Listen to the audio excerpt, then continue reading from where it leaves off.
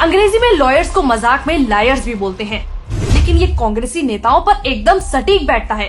और ऐसे ही कुछ लायर्स में सबसे पहला नाम है पी चिदम्बरम। 1992 में एनरॉन कंपनी ने महाराष्ट्र के ढोबाल में पावर प्लांट लगाने की प्लानिंग की, लेकिन स्थानीय लोगों के विरोध के कारण प्लांट नहीं लगा और एनरॉन ने तत्कालीन भारत सरकार पर 38,000 करोड़ के नुकसान की भरपाई का मुकदमा कर दिया, जिसके वकील कोई और नहीं पी चिदम्बरम थे। सोचिए, एक भारतीय नागरिक होते हुए भी क्या आप अपने देश के खिलाफ केस लड़ेंगे? लेकिन 2004 में यूपीए की सरकार आते ही चिदम्बरम वित्त मंत्री बन गए और उन्होंने तो एनरॉन के विरोध में केस लड़ रहे वकील हरीश साल्वे को हटा दिया और उनकी जगह पाकिस्तानी वकील नियुक्त करवाया। सोचिए, यूपीए सरकार को पाकिस्तान के सिवाय कोई और वकील नहीं मिला, जिसके बाद सरकार केस भी हार गई और वकील की 1400 करोड़ की फीस के साथ साथ सरकार को एनरॉन का मुआवजा भी भरना पड़ा। यानी कि इतनी महंगी फीस सिर्फ हारने के लिए भरी गई, जबकि ये वही पाकिस्तानी लॉयर है जिससे हरीश जी ने सिर्फ 1 रुपए की फीस लेकर कुलभूषण यादव का केस जीता था।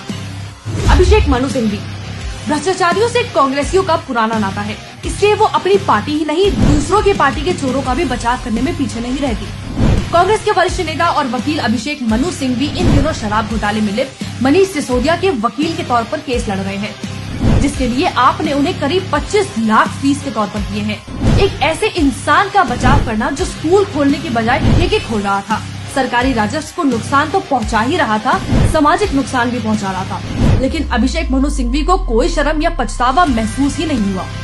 सलमान खुर्शीद, ये महाशय कितने बड़े देश विरोधी है, इसका अंदाजा आप इसी बात से लगा सकते हैं कि इन्होंने कोर्ट में आतंकी संगठन सिमी का बचाव किया था, बावजूद इसके कि यूपीए सरकार ने सिमी को बैन किया था।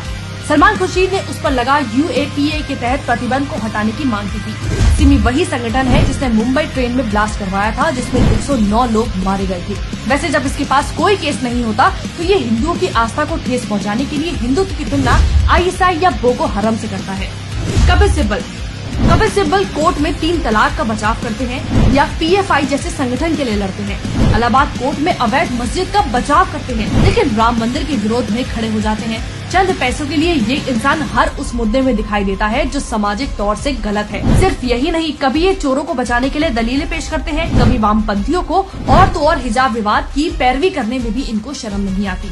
इससे साफ है कि कांग्रेस चाहे सत्ता में हो या सत्ता से बाहर, उसका एक ही असूल है, हमेशा देश विरोध, गलत का साथ देना। तो चाहे देश को इससे कितना ही नुकसान क्यों न पहुँचे, इनकी जेबें भरती रहनी चाहिए।